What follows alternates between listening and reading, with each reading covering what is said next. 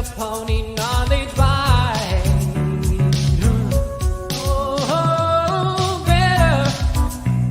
I got a place where winning ain't tough to do. You wanna be cool, stable too. Your horse racing fantasy come true. But no, stable do. Download the Stable Duel app and play today. And today means March Madness. And who better to talk about March Madness than the man himself, Fur Mania running wild. He is a fur man, Matt DeSantis. Matty, buddy, I was so excited for you and your Paladins yesterday. Now, this is a horse racing show. We are going to talk this weekend in Stable Duel. We're going to give out our best bets for Friday and Saturday, like we always do for Gulfstream, for Santa Anita. Our buddy Barry was having some technical difficulties this morning, so it'll just be me and Matty. But Matty, got to give you a minute to talk about the awesome game yesterday. Your alma mater, they make it to the NCAA tournament for the first time in 40 years. Last year, 43 years, never happened in my lifetime, actually. Last year, they lost in the conference tournament on like a 50-foot heave. Otherwise, they would have been in the tournament. And they had a good – this wasn't like a team that was like one of those 16 seeds that was just like, they're going to get beat by 40. They had a legitimate shot in that game. Offensively, they were really good. And, man, what a moment, what a shot. Like, that was March Madness all wrapped up in one game. It really was. And, you know, it's obviously it's a small little school in Greenville, South Carolina. Furman has about 2,700 students, undergraduate. It's at one point, I don't know if this is still true, it was the smallest male populated Division I school in the country. Wow. And so it is, you know, it's the kind of country club of the South. A lot of people refer to it as. There's a golf course on the campus. If you're ever in Greenville, South Carolina, go to it. It's one of the most gorgeous campuses around. It's absolutely stunning. But, you know, it's a family tradition. My dad went to Furman. I went to Furman. My brother went to Furman. My sister went to Furman. My cousin went to Furman. There's actually a structure on campus, the DeSantis Pavilion, named after my grandfather. So we are like Furman through and through. And this was just such a cool moment because Furman basketball, for most of the time I've been following, it has been bad. Like flat out bad. I remember at one point they lost 25 consecutive games in the mid 2000s. And the coach, Bob Ritchie, you know, came in a few years ago and really turned the ship around. And they've been consistently a 20-win plus team for the last 5 or 6 years. And they had 2 fifth-year seniors, Mike Bothwell and Jalen Slauson, who came back for their final year after that heartbreaking defeat you mentioned to Chattanooga last year. And they just put it all together. And this is a really, really good team. And this is a team that can score and can hit the three ball, but can also really score in the interior as well. So, you know, it was so exciting to see our little school get its moment of shine on the national stage, because before this, the only thing Furman was really known for was being the alma mater of Clint Dempsey. That was kind of the other, their calling card. Yeah, that was kind of our other calling card, which was cool. But you know, this was obviously on a national stage, and it was just so cool to get text messages and getting tagged on social media for people who know I went to Furman, and it was a very cool moment. And so now win or lose, you've got the money in the bank already with the win right now. But what's really cool about where you're drawn in the matchup in the next game, the team that you play next, San Diego State, they're almost a carbon copy of the team that you just played in Virginia.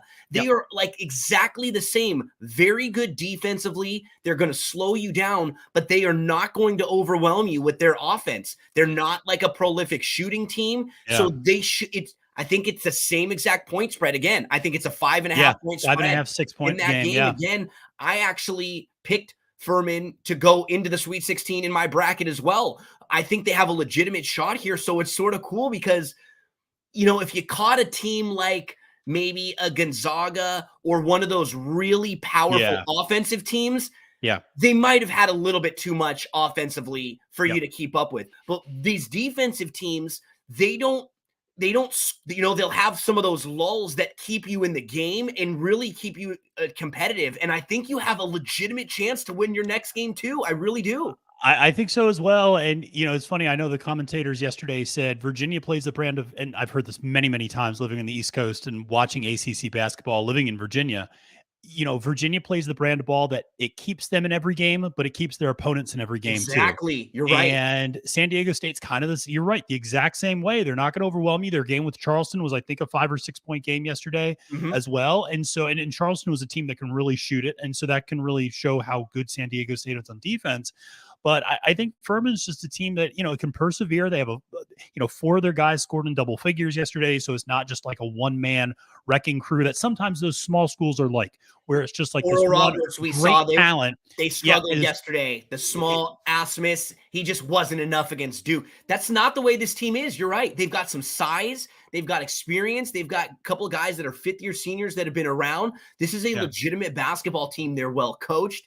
Man, that was fun. That was fun to see them out there. And I was happy for you. And we're going to get another shot to watch Furman play tomorrow. Today, the first game of the day, my Trojans play Fight On. They'll open things up at just after noon Eastern time. So I'm all decked out and ready to go. As soon as we finish up, my mimosas will open up, because it'll either be good mimosas or bad mimosas. One way or the other, I've got the mimosas ready for whatever the result of that game is. So, but all mimosas are good mimosas. All mimosas are good. Are they happy mimosas or tearful mimosas? Would be the better way to describe them. So, a little March Madness talk right at the beginning, but we have a lot of racing to talk about this weekend. I saw one of your tweets. It's sort of a quiet week as far as like there's no big Kentucky Derby prep races this week, right? It's sort of the in-between before next week starts up that final round of preps, which is nuts to think about. Like every big track only has their like one more major prep left. Yeah. But we will still have a nice focus this weekend on Santa Anita and on Gulfstream. Santa Anita has a couple bigger cards because they have some of those canceled races that they've added on to the weekend cards today. So a few extra cards that you'll see out there. So plenty of opportunities at Santa Anita, plenty of opportunities at Gulfstream. But before we get into the racing, Matt, you have done something last year. I know I was following along with you and you were doing it, and you're planning on doing it again this year. Talk to us about a really cool idea that you had. I think it was called the 20 for 20. That you were doing. Tell us about what you did last year and what you're planning on doing again this year. Yeah, thanks, Gino. So last year I did a 20 for 20 initiative in honor of the 20 horses in the starting gate of the Kentucky Derby. I donated $20 in the 20 days leading up to the Kentucky Derby to 20 different thoroughbred aftercare organizations. Awesome. It's not a huge amount of money. It's, $400 for the whole thing. $20 is something I think most of us spend on a day at Stable Duel or on the track or, in just one race sometimes. And it is something where I just, we care so much about the horses on the track, but we need to do right by the horses once their careers are over. And we want to make sure that they're protected and have a good home. So I'm going to be launching and kind of making a formal announcement next week about the 20 for 20 initiative. Got a lot of people in the industry excited about it. And I just, if you can join in, if you can donate along with me, I'll highlight a new thoroughbred aftercare organization every day, all across the country, not just in Kentucky and Florida and California, but in Minnesota and Iowa and Virginia and Pennsylvania and all the other places in between. And, if you can only give for one day, that's okay. And if you can only give $5, that's okay. And if you can give $500, that's awesome. And, it's one of those things where I encourage people to follow along. We're real excited about launching this year. And what I love about this, like you said, there will be a good week for you sometimes or a bad month where you can't give as much, but make sure you favorite or bookmark a lot of these, because when you do have a few bucks, go and donate whenever you can. Maybe right now it's a tough time for you for whatever reason with the bills, you're redoing the house, something's happening. We understand. But what I love about this, it just it raises awareness. Even if we can't raise $1 million today, you get these places out in the minds of everyone. And you know what?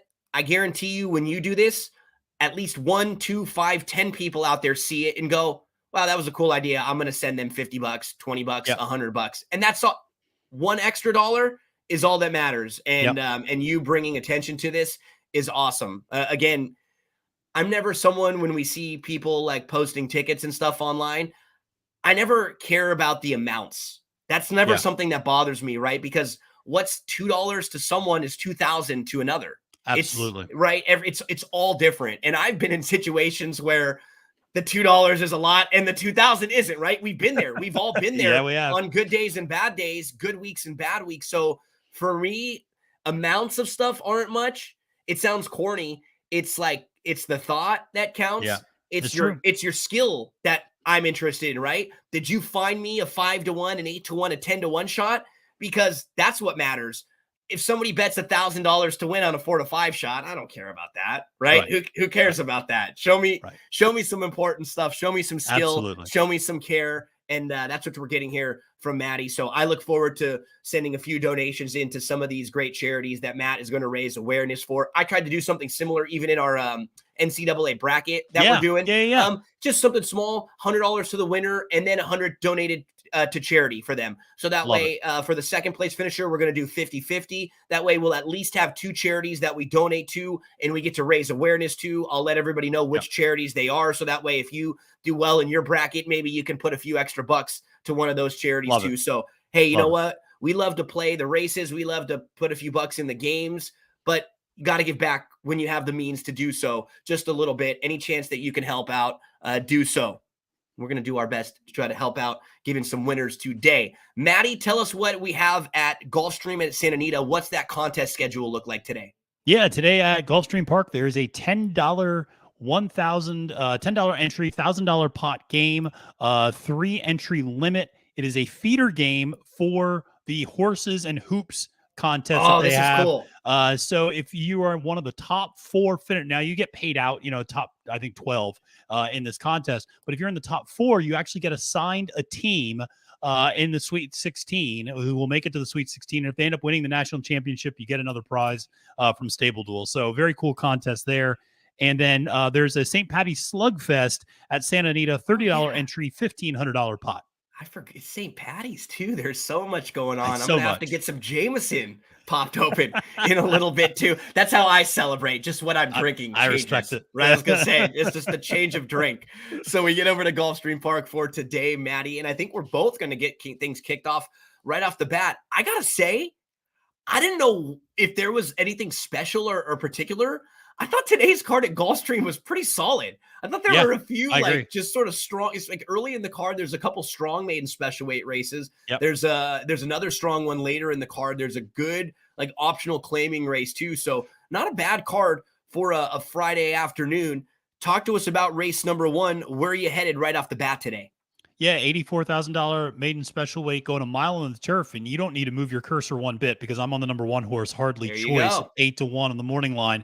This is a horse that is getting the blinkers on. It's getting the, as Barry would say, is getting the full makeover, and is getting gelded, blinkers on, coming back from a little bit of a layoff for a barn that has, for Brian Lynch, that's really been firing during this championship meet, winning 23% of entries.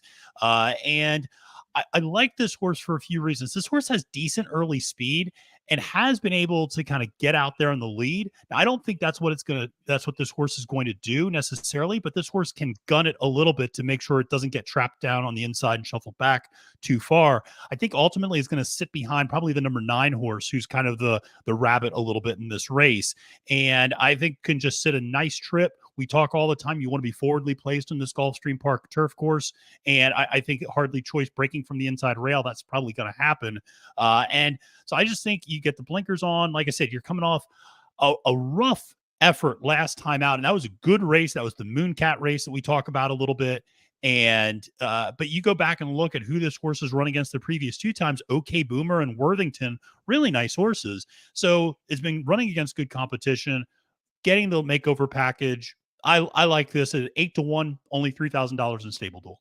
Yep, I had very strong play there. I'm in the same race, Maddie. I'm going to go to the number 4, Windsor Park here. Windsor Park's debut race.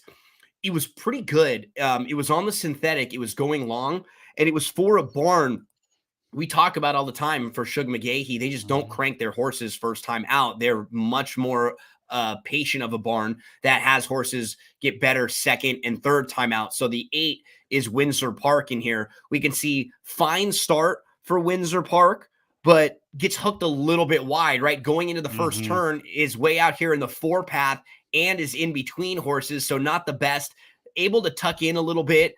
Not a bad spot for Windsor Park. And when we pick things up, you can see Windsor Park makes a really nice early move all the way up into contentions, making a 3-wide bid.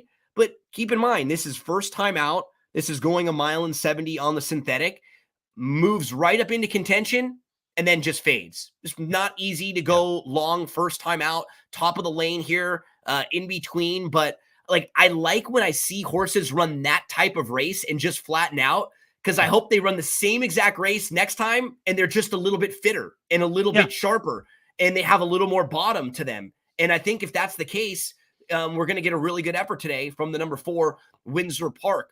Windsor Park is a son of a horse named Carriage Trail.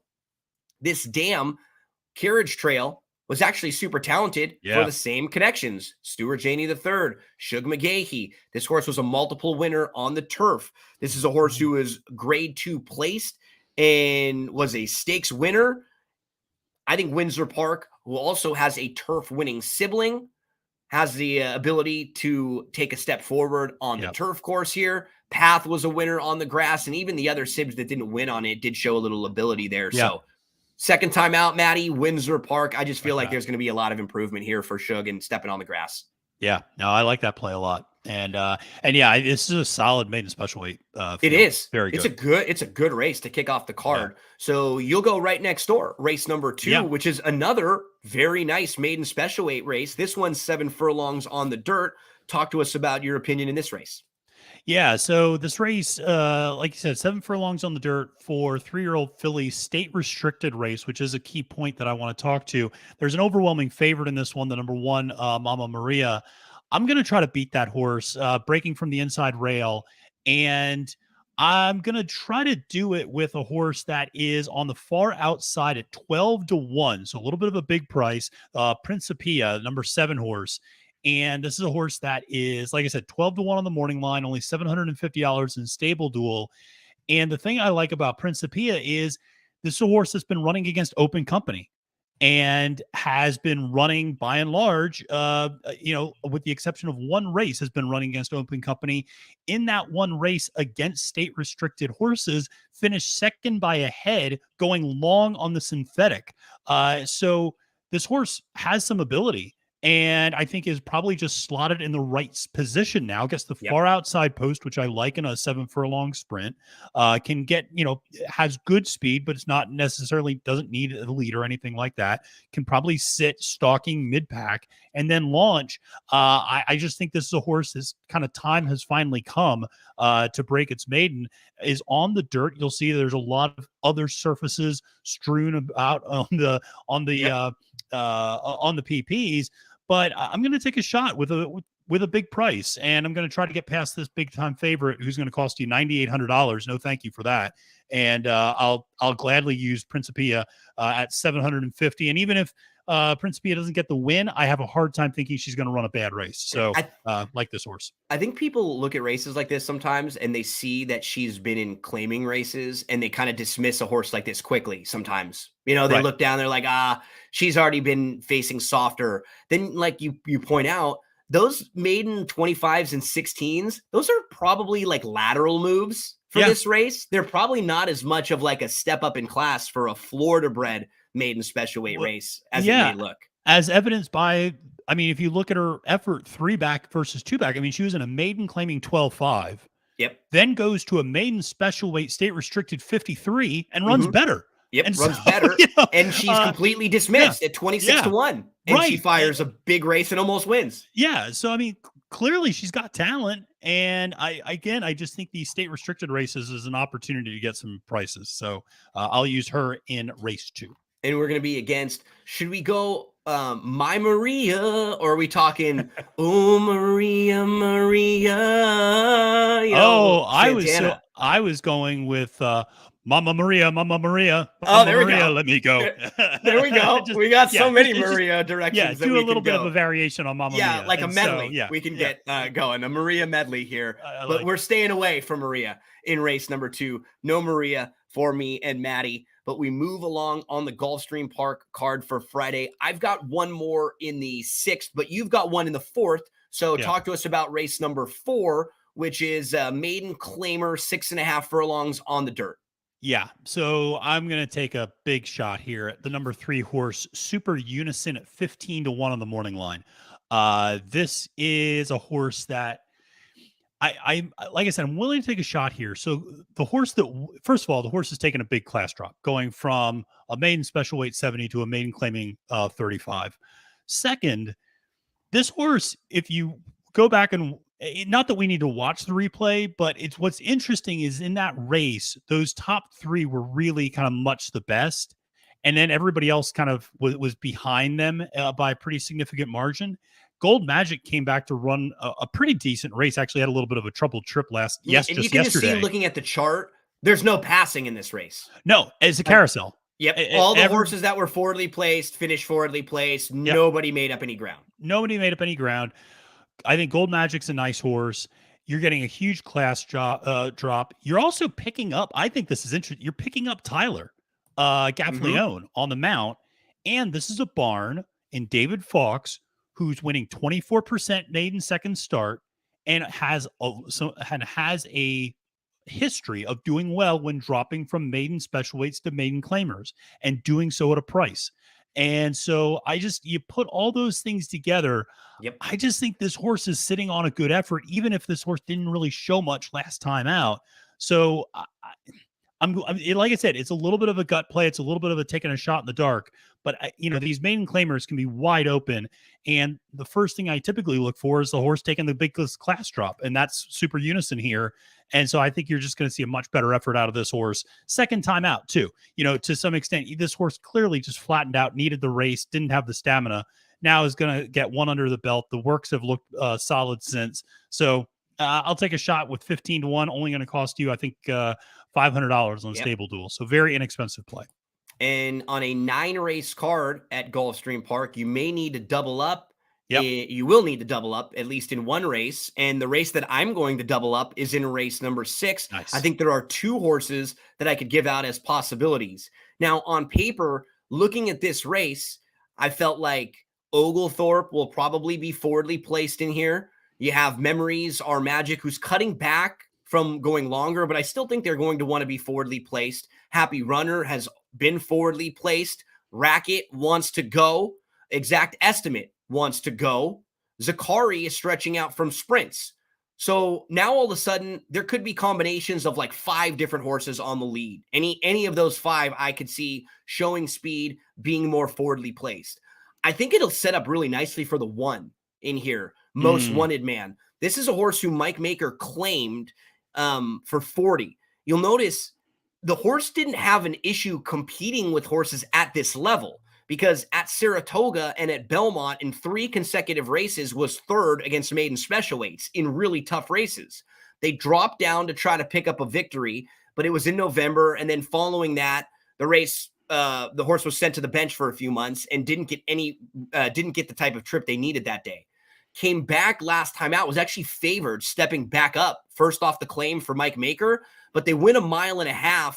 I think it's just a little too far. Now cutting back, this is a horse who moved right into it, was right on the lead before tiring. So now should save all the ground, and they're just going to push the button late and come running. So I think Most Wanted Man will be much better value after being favored in their last start, and now 8-1 on the morning line here. You just mentioned Tyler Gaffleone. He'll be jumping aboard the 1. So I will definitely be using the 1. And then I'm going to use the horse right next door also, Matt, the number 2, Ortis. Nice. This is a first-time starter for Christophe Clement. The thing I found pretty crazy, so when you pull up the DRF database here, you can edit the statistics however you want. So let's look at Christophe Clement with first-time starters going long on the turf. This is something that, like, you would figure most barns don't have that many of these runners, right? Like, it's like there's probably not that many first-time starters going long on the turf. In the last 5 years, they've almost started 200 horses going long on the turf first time out. That's the beauty of Clement. Yeah, you got a big enough N here to make some assessments. And they've got 17%. They've won with 17% of those horses, 43% of them in the money, and a $2.61 ROI. Another one of those, hey, Matt, I'll hand you $2. You hand me back $2.61. I'll take it, right? Yeah, Every time. exactly. No problem. Exactly. So we're not talking about, like you said, a sample size of like, 20%, 1 for 5. We're talking about a 200 horse sample size over the last 5 years. That is crazy. Think about, if you looked at most barns, you'll probably find 5 horses they have going long on the turf. Yeah. Yeah. At Maybe. most. Some of Yeah. them don't even do that at all. But Clement's like, sure, we can win. Well, I don't care. Like, we'll get this horse ready to fire first time on the turf. So we know that they're capable of winning first time on the turf, no doubt about it. You've got the Dam here, who was a winner going long on the turf in just her second start. She only raced twice, so she showed some ability. And then the lone sib she produced is a turf winner. So turf all over, a barn that has the ability to get a horse ready to go long on the turf. And then just sort of looking at the way the race shapes up with Joelle aboard, they can just get this horse to sort of settle and take back and then push the button and make one late run. Should probably get a pretty good trip down on the inside, like coming and closing and picking up some pieces late. So again, I'll give you another thing. It's interesting because Joelle's struggling this meet, but there's a horse that I like tomorrow that I was going to bring this point up for, but it applies here as well. look at with Clement. 75% of Rosario's wins have come on Clement horses this That week. is crazy. 75% of his wins have come on Clement horses.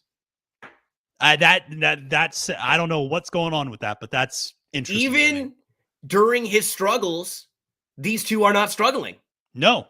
Right? Like even at the worst we've seen Joel Rosario ride in the last decade. This is the worst elongated stretch he has been at in the last 10 years. Yep. And he's still winning races for Christophe Clement. Yeah. I thought it's funny when I kept looking at this horse, I was like, this feels like a bad, like both Ortis and Oglethorpe.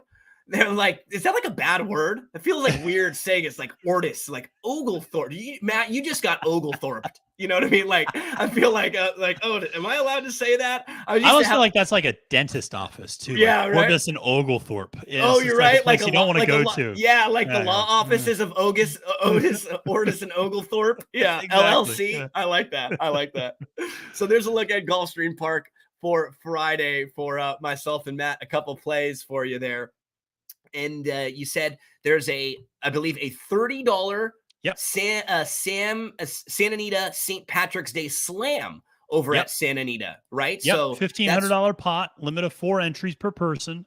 But $30 entry contest. So not too much, get in there, get a nice little pot, get a nice little win there on a nice card and a 10 race card, obviously. And you mentioned filling up some of these races that have been missed out on the last few weekends because of the weather out there. Kick back. You're watching the tournament games all throughout the day. Make sure you get entered in that Hoops and Horses March Madness qualifier game. That one's at Gulfstream Park. It's only $10. And then if you qualify, as Matt pointed out, if you are one of the top 4 finishers, they're going to have the top 4 finishers from this game and then a couple of the other games. They're going to put 16 of you all together and randomly assign you one of the Sweet 16 teams. And then as your team goes on, you'll get more perks. So if they make it to the Elite 8, you'll get entry into a free contest. If they make it to the Final 4, you get another free contest entry. And then if they win it all, I think you get a $200 credit. So you could win a couple prizes along the way in that one.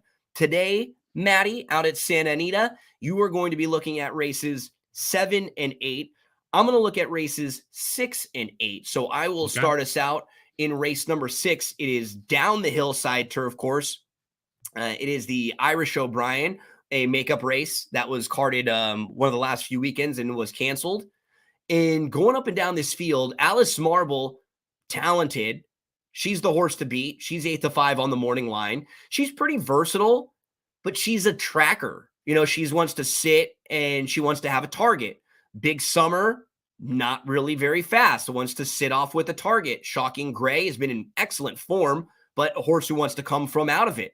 Taming the Tigress, sits, wants to have a target. Rose Maddox, sits, wants to have a target. I think the one's got a shot in here to get brave and to take this field as far as she can go. If you look at her turf form, it's pretty good. She ran in a 6.5 race back in October of 2021 in a race that was sandwiched by layoffs. So I'm not going to be all that hard on her for that particular race. Her next 2 turf races going a mile on the turf, she wins both of them. And I think she'll be a little interesting if she can get to the lead here now, making her 3rd start off of a long layoff. She missed time from February of 2022 all the way to January of this year. So we're talking about 11 months off. She was a little bit short when she came back off the bench, rightfully so. I think she can take a big step forward here, Matt. I think she gets brave. And from a stable duel standpoint, in a short field like this, she's 8-1 versus a horse like Alice Marble. And with Maldonado aboard from the rail, I think the game plan has got to be just send hard. Let's try to get a length or 2 on this field. Let's see how far she can take us. We know she can get the mile. It's just about, is she good enough here with probably a couple classy horses breathing down her neck? But value-wise, I think she gives us a really good run for our money. 8-1. Yeah, absolutely.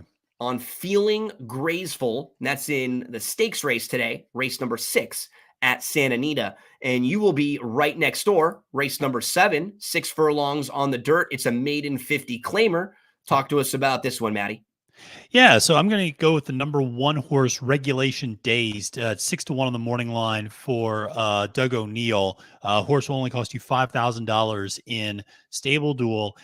Listen, last time out, kind of did the class drop. Went from the maiden special weights down to the maiden claimers, and ran decently. Ran a solid second, and really kind of gutted out that second place finish and kind of came from a little bit back to get there. But it was just a runaway winner in Thirsty, who just took him gate to wire. And it was just as simple as just the horse that got out on the lead ended up pulling away and winning. And that was that. This is a massive field, I should mention. This is a 14 or 15 horse field. So it is, it's pretty ridiculous how large it is. And the thing is, a lot of the really good horses are on the far outside. Mm-hmm. And, the 12 horse, who's the morning line favorite, Soul of Midnight, coming off a little bit of a layoff, not exactly high percentage connections. Cedillo, we talked about Rosario struggling. Cedillo's been really struggling as well. Out there, 3-1. No, thank you. Not in a 15 horse field. No. The 14 horse is a little bit interesting, but again, doesn't really have a lot of early speed. So you wonder kind of where this horse is just going to get slotted. I like Carla Gaines, but I just don't know where that horse is going to go necessarily, the type of trip it's going to make out. Here's the thing. The number 1 horse, Regulation Dazed, has broken from the inside rail before in sprint races. Finished 3rd that day, but showed the ability to get out of trouble and break well. And so this horse can have that early, turn of foot to get out of the gate, get going, not be shuffled too far back, which is going to be so important, breaking from the inside. Also, you have a lot of long shots right to the horses outside that have not really shown any ability to break quickly. So I don't think anybody's going to be rushing over and crushing into you on the rail. So I'm going to take a shot with this horse at 6-1. I think probably 3rd choice right now, but only going to cost you $5,000 in a really big field. For a barn and Doug O'Neill that obviously has a lot of success, and he's got his top jockey, Mario Gutierrez, up on the mount. So willing to take a shot here. Regulation Dazed is the play for Matt in race number 7, a little later on today at Santa Anita. So we'll both finish up the Friday plays in race number 8. Tell us who you're looking at in this 8th race, Matty. Yeah, so the 8th race, we're going real long on the turf. We're going 1 mile and an 1/8 on the turf in a $20,000 state restricted optional claimer. And I'm going to go with the number 2, Sunshine Babe, for that 6-1 on the morning line. Again, $5,000. Few reasons why I like this horse. One, the last 3 efforts have been very consistent. Actually was stakes placed, 2 back.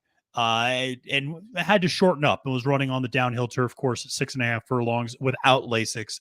I think that's probably too much of a lift for this particular horse. But you look at, you take that one out.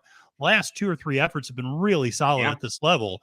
And here's the thing. This horse got beaten by a neck by the 5-2 favorite who's coming right next door, Eleuthera. So, I'm willing to take a shot here that a horse that's 6-1 and lost by a neck to the morning line favorite it's going to be pretty good value. And the other thing is this horse, I think, wants all the distance you want to give it, because the only time this horse has ever run 1 mile and an 1/8 to finish second, not a lot of these horses have gone 9 furlongs before. And you have Kent DeSormo, who, is cleaned up and is riding really, really well. I mean, that ride on Stiletto Boy was, put that in Excellent. its Hall of Fame package. Yeah, I mean, that was fantastic. So I just think I'll take a shot here at 6-1 with Sunshine Babe. A lot of the points that you were hitting on in this race are some of my major analyses for the horse that I like, and that's the number 8, who Yes. I feel like the distance will be no problem for Yep. this filly, a mile and an eighth. And if we look at her pattern, right? So in her career debut, which was back in August of 2021 when she was a 2-year-old, Mhm. she finishes third first time out. But look at the progression she showed from start 1 to start 2. Just a ton of Yep. improvement. Yep. And she gets up late to win going a mile in her second start, September 2nd of 2021. Following that race, she's off for a year and a half. She Yep. misses the end of her 2-year-old season and her entire 3-year-old season. So think about how much growth and development during that period of time, too, for a filly like this. But she shows back up and she runs against Open Company. She runs going 6.5 in a total prep race, right? It's her Total. first Yep. start back in a year and a half. It's just to get a race under the belt, just to shake some of the rust off. Now she stretches back out, which I like the mile and an eighth. She gets back in with Calbred Company. And think about the improvement she showed from her first start to her second start. If she can show some similar improvement here, making her second start off a long layoff, making her second start as a 4-year-old, as an older horse with all that development and all that maturity that might be there, I think she could really move forward in a big way here, Matt. And I want to Yep. make sure I'm ahead of it, because if she comes running and Yep. she finishes second or third in this race, we probably won't be able to bet her the next time. But I'd rather take a shot on her being 10-1, even if I come up a little short. I Yep. want to be there early on her. Yeah, I totally agree. It's funny. There's a horse on Saturday at Santa Anita that I feel the exact same way about, where I'm like, maybe I'm a race early, but I know that if I don't get it now, I'm going to be a race late next time. So, Yep. yeah, no, totally with you on that. You got to do that every time, especially with the horses that are going to be a big price. So Peppermint Flirt, the 8 for me in race number 8, 12-1 on the morning line. So in Stable Duel, that will only cost you $750 to use in your Stable Duel lineup. We turn the page from Friday to Saturday, and yeah, no big Fountain of Youth or San Felipe, but we'll have Florida Derby coming up soon. We'll have the Santa Anita Derby coming up soon. We have a solid Saturday Gulfstream card, and you will be looking at races 5 and a couple in race 9 at Gulfstream Park. Remind us one more time, what contest options are they up yet? Well, the contest? I was going to say, I got to give it a shout out to Bree Mott, who texted me during our live stream Awesome. to show me the contest for Saturday. Beautiful. So nobody else has seen the debut. So breaking news here. Breaking news. So we got a $25 Gulfstream feeder game. That's the Sweet 16 game, the horses and hoops, $25, $4,000 pot. So Woo-wee. nice game there, 3 entry limit. There's also a $50 double up at Gulfstream Park on Saturday. And then there is a $10 top 10 contest, $700 pot out at Santa Anita.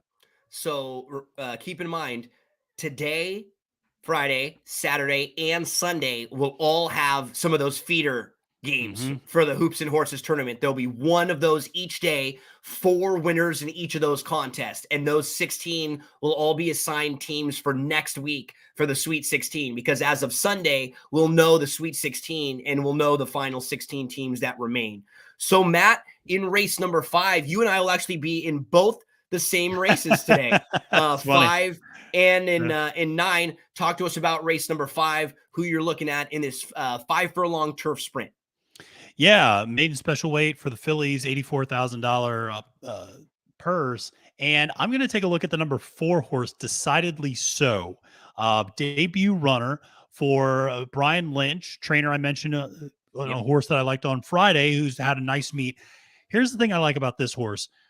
Pedigree, backflip, the dam, very precocious first time out starters. If you take a look, actually 2 for 3 So 3 offspring, 2 of them won on debut. The other one finished third. So there's some precocity in that form underneath. Like to see that all the time from those horses, particularly one on the turf as well. So that's something which I absolutely wanted to look at. The other thing is, I also am a sucker for Bolt Doros because it's a long backstory, but I'm just a sucker for Bolt Doros. But the other thing is, this horse has been working out lights out on the turf. Yes. Has been clocking some really nice 4 and 5 furlong works. I actually kind of like that they did a 3 furlong bullet gate work. You kind of know what this horse is going to do now in a turf sprint, like just go. And then followed it up with a really classy 5 or basically like a minute 5 furlong work. So this horse is, I think, in really good form. I really like the workout pattern, and for a barn that is solid and with a dam that's got good pedigree, I'll take a shot. 6-1, $5,000 in stable duel. I'll go with Decidedly So as my selection. Decidedly So, the 4 for Maddie. He's got a 6-1 shot. I'll take the 5-1 shot. Estrella, Nice. the number 2 in here. Now, Estrella debuted going long on the turf, and it was at Saratoga last year, and it was one of those races where it showed a little bit of positional speed, but the race was so bad, just put a line right through it, especially because it was sent. She was sent to the bench from August all the way to February. I don't think they just debut a horse like that and then put him on the bench, right? You're running if you're okay. She shows back up on February the 18th. I thought she ran really well that day. She was a step slow. She was inside. She settles 6, about 4 lengths off. She moves right up into contention, just behind the leaders. She moves through. She ends up just missing third. I think it was a really good race first time back. And I just feel like she's going to be a little bit sharper in here. And keep in mind now, in this race, so she finishes behind Calabrian Queen and Golden Star. So if we go to the outside and we look at Calabrian Queen, the 11, she has more speed in there. But in this race, in a big field with the likelihood of Golden Star and now showing, and, AP Lady even, who showed sprint speed, Guns and Lilies has also flashed speed. They should be going a lot quicker in here, Matt. And I think it could, I don't know if it'll set up as well for the speed of Calabrian Queen as it might for a horse who's going to come from off the pace in this race, like it will for the 2, Estrella. So I think with the way the race shapes up, she may get the better of it in here. I'm leaning towards the 2, Estrella, for my play in race number 5. Nice. So you've got, we both got one more in race number 9. You actually have a couple that you might be looking at in the 9th race, right? Yeah, I got a huge bomb, and then I have a little bit more of a traditional value play, shall we say. Okay.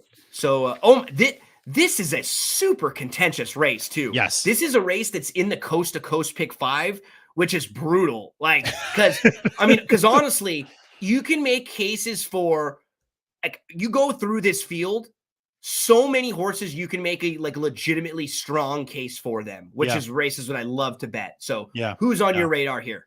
Well, I like the number 4 horse, Missionaire. That's mine. That's my play. Yep. Awesome. All right. Well, this is the Rosario Clement connection that I mentioned earlier. 75% of Rosario's wins have come on Clement mounts.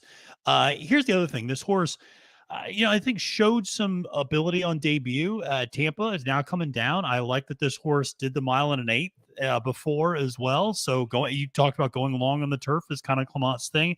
Now this horse gets blinkers on, should be a little bit more forwardly placed. This horse fits, it feels like, in this spot really well. And so I just think horse she chased was Lone Speed, or the horse he chased was Lone Speed. So, and he it wasn't like a bunch of trouble, but he was in tight down on the inside, and you could see he just wasn't getting the best trip down inside there. Just like, I got the feel this one is going to give another really big performance here. Yeah, absolutely. And Clement, putting first-time blinkers on, using blinkers is a winning move for that barn. And again, it's not always about a horse. I think, the easy analysis is blinkers just help a horse get out of the gate fast. And, you'd be forwardly placed. And that's certainly part of it. It also helps a lot of times because I know, who's the trainer of Santon? Is that Brendan Walsh? Yep. Does that for a lot of his horses. It focuses them down the stretch too. Absolutely. They're not looking around.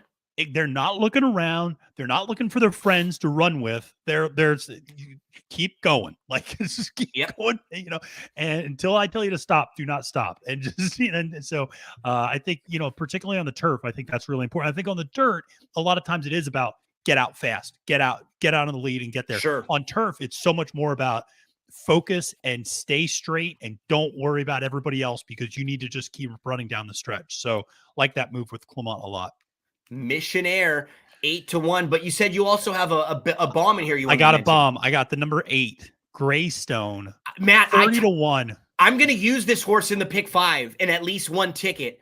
That race, that was that really strong race, that January 21st race. Far Bridge is one of the best 3-year-olds on the and Carl Spackler is one of the best 3-year-olds. Really good. Far Bridge came back with a monster effort. Carl Spackler came back, was visually even better, got a 93 Beyer speed figure in winning by 8. We also had the last place finisher in that race come back and even just win a low-level maiden claiming race. So just like I see a race like that, and I don't hold it against this horse at all. Like I just want to give him another shot on the turf at a massive price with the blinkers coming on. Like he showed enough ability in his first start to show me like there's something there. If he's going to be a humongous price, these are the types of horses you want to throw in a pick 4 or a pick 5.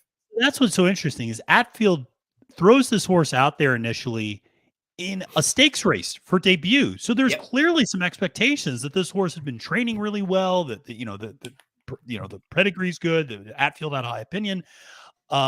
Then, obviously switches barns, comes down to, or I shouldn't say Atfield started him. The previous trainer started him in that stakes race, but it now goes to Atfield, goes on the turf. And look at, Farbridge and Carl Spackler were 6.5 lengths ahead of the third place horse. The third place horse was 6.5 lengths ahead of everybody else. Yeah. And then interesting, Greystone was kind of in a group right behind it. It wasn't that bad of a race. If you look at everybody else, he was right there. And again, blinkers on. I think that's going to help. We talk about not only just, continuing to run, but will, I think in this case, help the horse be a little bit more forwardly placed, breaking from the outside, get out of the gate a little bit early, save some ground, get over. But I just think this horse has ability. And I just came out of a super strong race. And at 30-1, I'm going to absolutely use this horse because that's going to cost you $50 on Stable Duel. If you're a try or a super player, throw this horse in. If you're a pick 4 or a pick 5 player, on one of your tickets, toss this horse in just in case with the horses you like in the other races, because you gotta, if you can make any case for horses like this, throw them in. That's what we're doing here in horse racing. We're trying to find big prices like this at a peak at Gulfstream Park for Saturday. So we finish up, Maddie, over at Santa Anita. You and I will dish out a couple for Santa Anita for Saturday. Remind the folks out there, what contest for Stable Duel are we playing for Santa Anita for Saturday?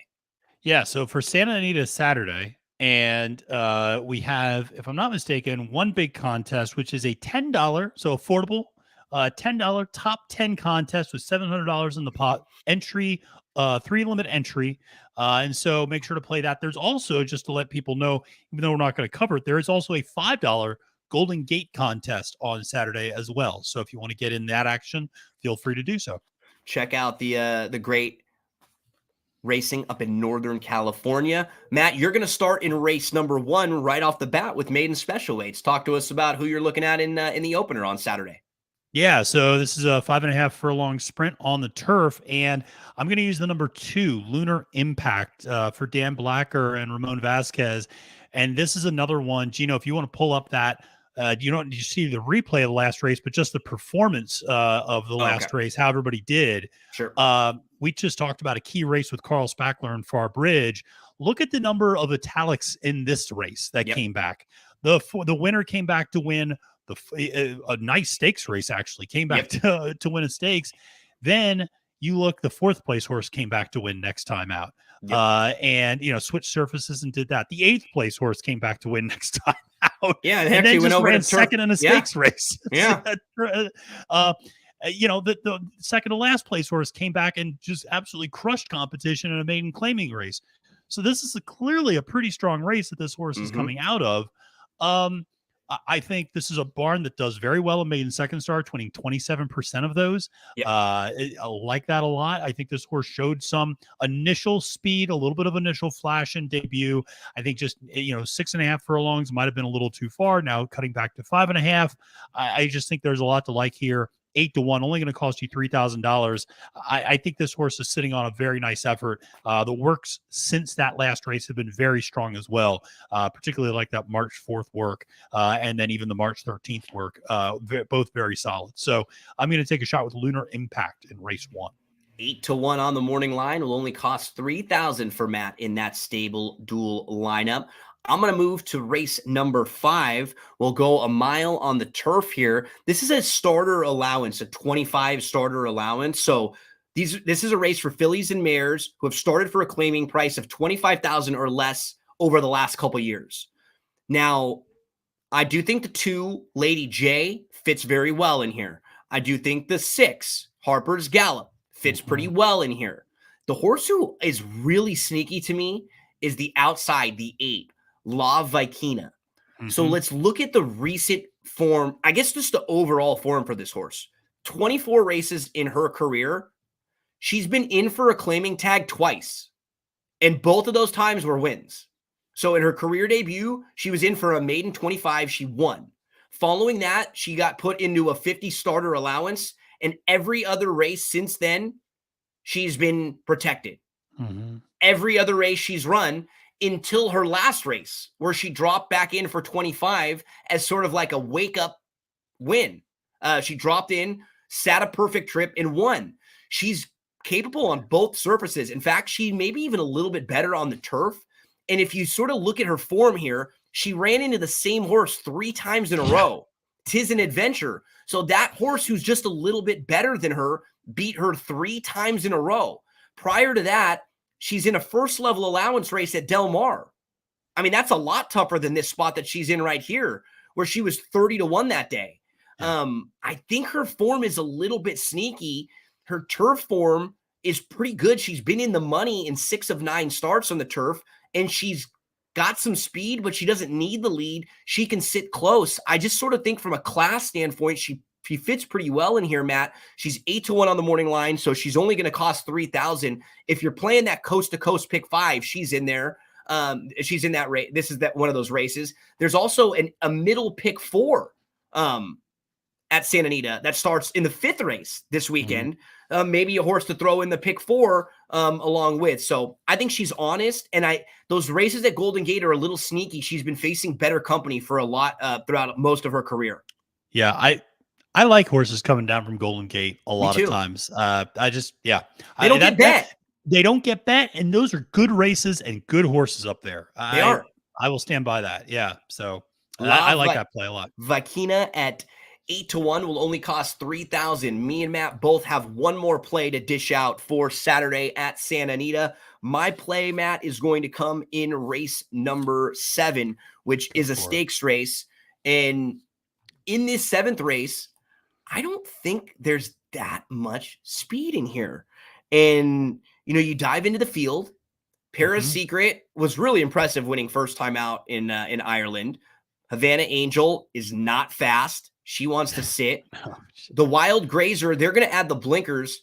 She can stalk, but she's not really fast. This is the horse to catch and beat. Fast and Shiny. Tea and Conversation is not fast. Princess Bettina is not fast. Comanche Country is not fast. All of these horses want to take back, track way back, and then make one late run, except for the 4, Fast and Shiny, who is very quick. The concern with her, how far does she want to go? Because her wins have been at 5 and at 6 furlongs sprinting on the dirt. But when you look at her turf races, she completely missed the break on November the 12th in a similar race like this, and then she rushed up. So she got tired late. I was able to put a line right through that race. She was only beaten like 2 lengths behind Comanche Country back in October when Comanche Country was at her best. And now that one's going to be coming off a layoff, and Fast and Shiny might just be a little bit better right now than she was before. She's going to take him as far as she can go, Maddie. I think she catches a flyer, and in a stable duel situation, if she gets out front and she tires a little bit and runs 2nd or 3rd, That's still okay with me. She's going to pick up some points at $5,000. So won't cost me a whole lot. And I feel like I know what I'm going to get for her. She's the one that they'll all have to catch and run down. It's funny. Last week I used a similar horse in a similar dynamic, Scottish Star. Ended up finishing second to Shantazara. Just got beat at Tampa. But that was, the same dynamic where you look at the race and you just go, well, this is there's no other thing that can happen but this horse having to go. Yeah, so I'll use that horse and then we'll see what happens. And like you said, second place, okay, that's not the end of the world. That's fine. So. Maddie, finish us up Santa Anita Saturday, race number 10. Yeah, race number 10. So we are going 6.5 furlongs on the dirt. And this is the horse that I was referencing earlier. Might be a race too soon, but I know if I don't get on this horse now, it's going to be a race too late. And that's the number 3 Magazine for Carla Gaines. This is a horse that is coming back from a layoff, is switching surfaces, is getting Lasix for the first time. But Carla is very good with new horses to her barn. Yep. And I just at 15-1 on the morning line, only going to cost you $500 on Stable Duel. I think this horse has got a real shot. Her dam was good. I remember this filly. She's mare. She won first time out, and she was just super honest. She ran like 2 bad races. One of them, she got a tough trip. And then the other one, she was just a little bit overmatched in a grade 1 race. Other than that, everything else was really good. And you understand why they tried her on the turf first, why they tried this horse on the turf first. The interesting part is, though, the gun runners up top have been dynamite in dirt sprints. That's what the gun runners have been doing so well at, is dirt sprinting. And so you're kind of, the first time out, you give the dam pedigree a little bit of the preference and go, well, let's try this horse on the turf. The dam really like the turf. Now you switch it up and you go, maybe this horse is better on the dirt. And the works would indicate this horse likes dirt. I mean, It certainly has been running very well in training. Again, will this horse pop even more second time out? Probably, but I don't think you're going to get any sort of a price second time out. No, I think this horse is going to run really well today, or on Saturday, I should say. And so at 15-1, this is a horse I absolutely want to use in Stable Duel. And like I said, getting Lasix for the first time as well, as first off the claim or first off the trainer change. These are all winning moves for Carla. So I just really like this combination of how things are going to play out for this horse. And I think you're going to see a much better effort second time out for Magazine. So that's going to be my play in the 10th. Magazine will finish us up here. Maddie, congrats again to Furman and those Paladins, man. I'm so excited for you, and I hope. Well, good luck to the Trojans. I was gonna say, I hope in about an hour and a half, I'll be yelling and screaming and rooting as well.